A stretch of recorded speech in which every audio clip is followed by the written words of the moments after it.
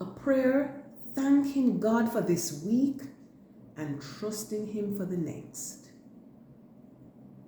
By Heather Leveridge.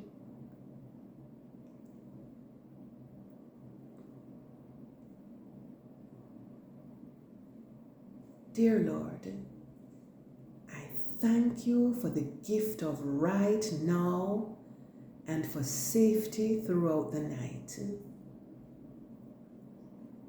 As I enter this weekend, I come to you with a grateful heart. Thank you for seeing me through another week, Lord.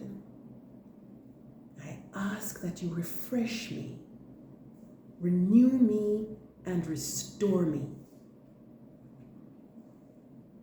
Help me to be still and know that you are God and truly find rest in your presence.